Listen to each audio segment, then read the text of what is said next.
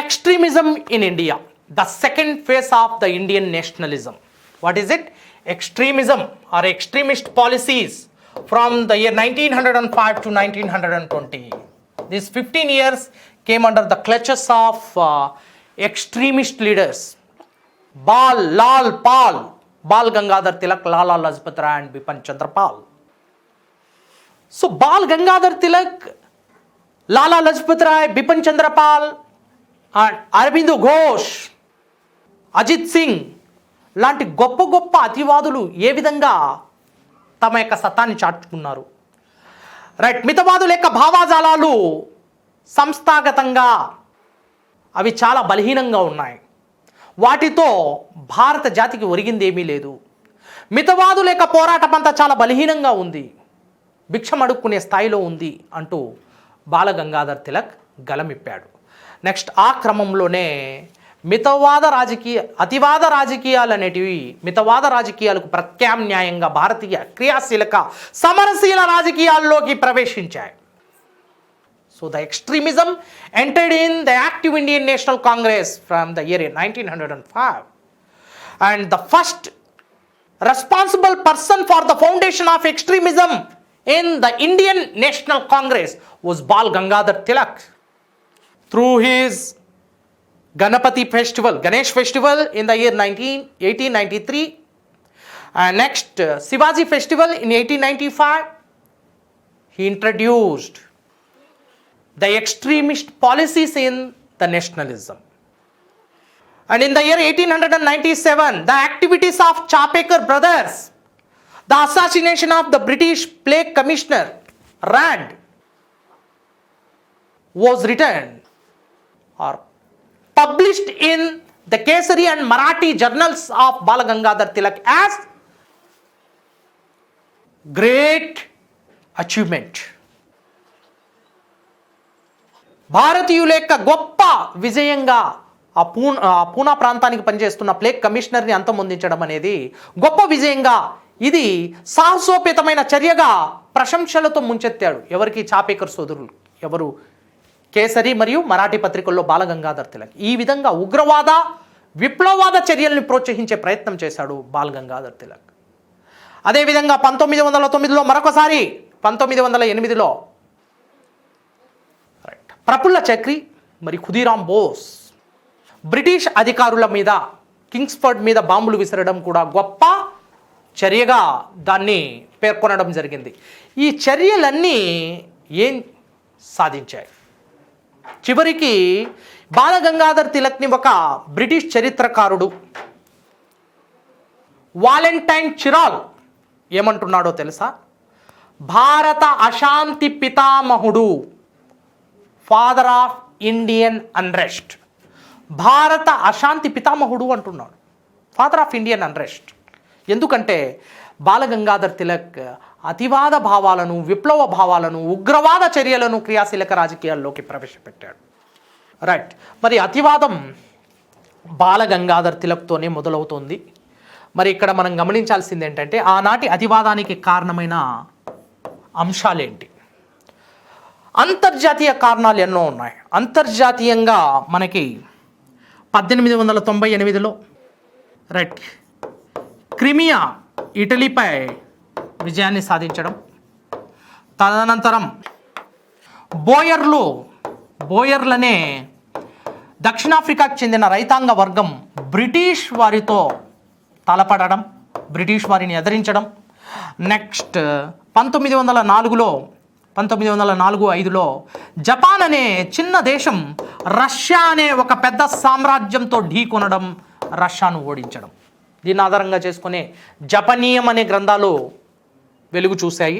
Right, ఈ విధంగా అంతర్జాతీయ సంఘటనలైన అంతర్జాతీయంగా చోటు చేసుకున్న కొన్ని యుద్ధాలు భారత అతివాద స్ఫూర్తిని పెంచి పోషించాయి. రైట్, సో క్రిమియా ఇటలీని ఓడించడం, బోయర్లు బ్రిటిష్ వారిని ఓడించడం, అదేవిధంగా జపాన్ అతిపెద్ద సామ్రాజ్యమైన రష్యాక సార్వభౌమాధికారానికి ప్రశ్నార్థకం కావడం, రష్యాని ఎదిరించడం. సో ఇవన్నీ అంతర్జాతీయ కారణాలు కాగా, ఇక జాతీయ కారణాలు కోకొల్లలుగా ఉన్నాయి. స్థానికంగా భారతదేశంలో బ్రిటిష్ పాలన యొక్క ప్రభావం, బ్రిటిష్ వారు రోజు రోజుకి పెంచేస్తున్న భూమి శిస్తు భారత సాంప్రదాయ రైతాంగానికి పెనుభారంగా మారిపోయింది. సో బ్రిటిష్ వారు హరించివేశారు. రైతాంగం యొక్క శ్రమను, చెమటను పూర్తి స్థాయిలో దోచుకోవడం జరిగింది. దో దేవర్ no we concern with the total produce, but they started looting the total produce of the lands in the form of the land revenue. భూమి శిస్తు రూపంలో రైతాంగాన్ని పట్టి పీడించేశారు. రైట్, జాతీయంగా భారతదేశంలో భూమి శిస్తు రైట్, ఈ భూమి శిస్తును ఎక్కువగా విధించడం వల్ల ఇక మేము ఎటువంటి పన్ను కూడా చెల్లించము, నో రెంట్ మూమెంట్, పన్ను వ్యతిరేక ఉద్యమాన్ని ప్రారంభించారు బాలగంగాధర్ తిలక్. నెక్స్ట్, ఎప్పుడైతే భూమి శిస్తు పెరిగి మహావృక్షంలో మారిపోయిందో, ఇక బ్రిటిష్ వారు తమ యొక్క ఫ్యాక్టరీ అవసరాలకు అనుగుణంగా వాణిజ్య పంటలను, వ్యాపార పంటలను పండిస్తూ వ్యాపార పెట్టుబడిదారీ విధాన దశను వలసవాద ప్రథమ దశలో ప్రారంభించారో, ఇక ఈ వ్యాపార పెట్టుబడిదారీ విధాన దశ వల్ల తీవ్రమైన కరువు కాటకాలు వస్తున్నాయి. భారతీయ రైతాంగాన్ని కేవలం తమ ఫ్యాక్టరీకి అవసరమైన, ఇంగ్లాండ్లో ఉన్న తమ యొక్క ఫ్యాక్టరీకి అవసరమైన పంటల్ని మాత్రమే పండించమంటూ, వాణిజ్య పంటల్ని పండించమంటూ, రైట్, పత్తి, ముడిపత్తి, అదేవిధంగా నీలిమందు, కాఫీ, టీ, రబ్బర్ ఇలాంటి జనుము వాణిజ్య పంటలను పండించగా చివరికి భారతదేశంలో ఆహార పంటల యొక్క ఉత్పత్తి తగ్గి, ఆహార పంటల యొక్క పంట విధానం అనేది తగ్గిపోయి క్రమక్రమంగా తీవ్ర ఆహార కొరత ఏర్పడుతుంది. So this led to the shortage of food in India and many people of India were died of slow starvation. Many people are died of starvation. ఆకలి కేకల్లో అలమటిస్తూ, తినడానికి తిండి లేక, తాగడానికి గంజి లేక ఎంతోమంది తమ యొక్క ప్రాణాలను కోల్పోయారు. ఇది అతివాదాన్ని విజృంభించేలా చేసింది, అతివాదాన్ని రేకెత్తించింది. అతివాదుల యొక్క మస్తిష్కంలో అతివాద భావాలను వేసిన సన్నివేశం ఆనాటి తీవ్రమైన కరువు కాటకాలు, దాదాపు 1896 నుంచి 1900 మధ్య చోటు చేసుకున్న భయానకమైన కరువు కాటకాలు అతివాద ఉద్యమానికి అనివార్యం చేసింది. సో అదేవిధంగా భారతదేశంలో పత్రికా స్వేచ్ఛను హరించడం, పత్రికా స్వేచ్ఛను పలు సందర్భాల్లో ఎప్పుడైతే జాతీయోద్యమ భావాలు అనేటివి ఉగ్రస్థాయిలో ఆకాశాన్ని చేరుకుంటున్నాయో, తీవ్రతరం అవుతున్నాయో, ఆ సందర్భంలో భారత జాతీయోద్యమ భావాలను నీరుగార్చేందుకు, భారత జాతీయోద్యమ భావాలను భూస్థాపితం చేసేందుకు బ్రిటిష్ వారు పత్రికా రంగాన్ని, భారత స్థానిక పత్రికా రంగానికి పూర్తిగా మూసివేయడం జరిగింది. పత్రికా హక్కు యొక్క స్వేచ్ఛను హరించడం జరిగింది.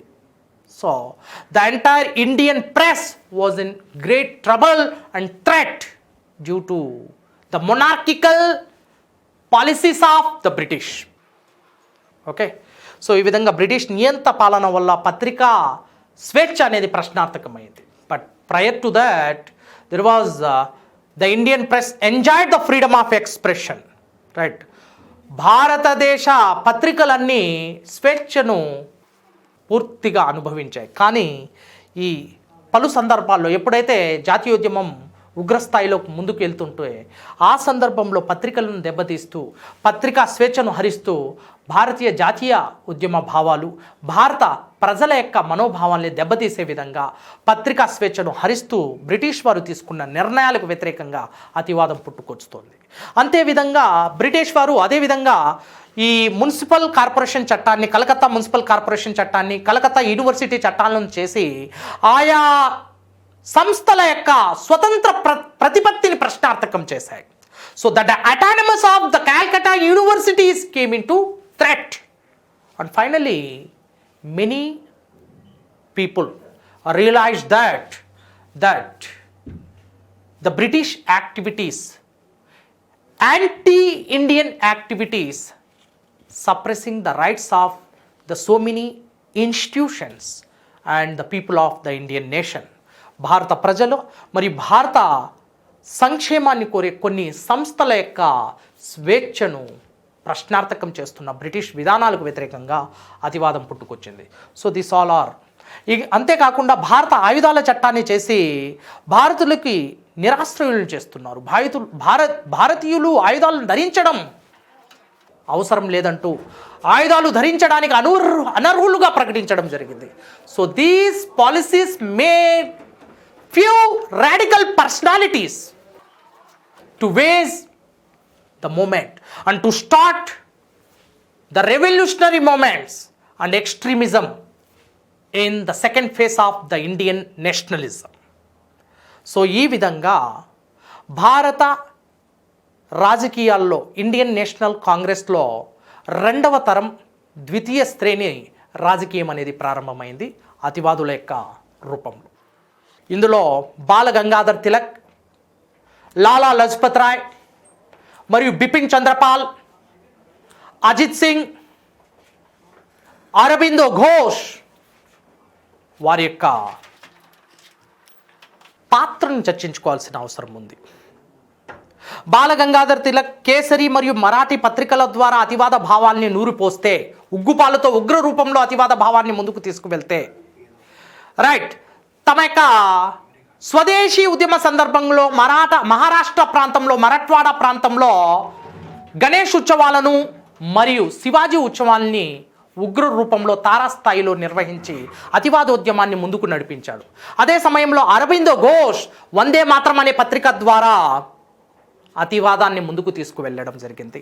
వందే మాతరం పత్రికను రచించి అతివాద భావాలను నిర్వహించడం జరిగింది. ఈ అరబిందో ఘోష్ అతివాదంతో పాటు విప్లవవాదంలో పాల్గొంటూ కొన్ని విప్లవవాద సంస్థలో ఒక సభ్యుడుగా పనిచేస్తూ అనుశీలన్ సమితి లాంటి విప్లవవాద సంస్థలో పట్టుబడి చివరికి క్రియాశీలక రాజకీయాల్లో నుంచి, సమరశీల రాజకీయాల్లో నుంచి తప్పించుకొని 1908లో పాండిచ్చేరి ప్రాంతానికి వెళ్ళి బాబా అవతారాన్ని ఎత్తి ఒక అతివాది, అజ్ఞాతవాదిగా, తదనంతరం ఆధ్యాత్మికవాదిగా స్థిరపడిపోవడం జరిగింది. పాండిచ్చేరి ప్రాంతంలో ఆరావళి ఆశ్రమాన్ని నిర్మించుకున్నాడు అరబిందో ఘోష్. ఇక లాలా లజపత్ రాయ్, ఇతడి యొక్క స్టైలే వేరు, పంజాబ్ కేసరి. లాలా లజపతి రాయ్ ఆర్య సమాజం నా తల్లి, వైదిక ధర్మం నా తండ్రి అంటూ గలమిప్పాడు. పంజాబ్ నేషనల్ బ్యాంక్ని స్థాపించి భారతదేశాన్ని దెబ్బతీస్తున్న బ్రిటిష్ ద్రవ్య పెట్టుబడిదారీ వ్యవస్థను నియంత్రించాడు. దాన్ని గొడ్డలిపెట్టు ప్రకటించాడు. పంజాబ్ నేషనల్ బ్యాంక్ యొక్క స్థాపకుడు లాలా లజపత్ రాయ్ భారత క్రియాశీలక రాజకీయాలను శాసించాడు. 1928లో సైమన్ కమిషన్కి వ్యతిరేకంగా పోరాడుతూ తన ప్రాణాల్ని కోల్పోతున్నాడు. లాలా లజపత్ రాయ్ సైమన్ కమిషన్కి వ్యతిరేకంగా పోరాడే సమయంలో బ్రిటిష్ వారి యొక్క లాఠీ దెబ్బలను తట్టుకొని నిలబడ్డాడు. కానీ చివరి క్షణాల్లో తన ప్రాణాన్ని కోల్పోవడం జరుగుతోంది. ఆ సమయంలో ఆసుపత్రి పాలై తన ప్రాణాల్ని కోల్పోతూ ఒక మాట అంటాడు, every blow on my body would become a nail to the coffin of British empire in India and the countdown ఈ స్టార్టెడ్. నా వంటి మీద పడిన ప్రతి లాఠీ దెబ్బ బ్రిటిష్ శవపేటికకు మేకు కాబోతోంది, ఆ సమయం ఆసన్నమవుతుంది అంటున్నాడు లాలా Lajpat Roy. So this is about the extremism or extremist policies, and this all activities made extremism in reality.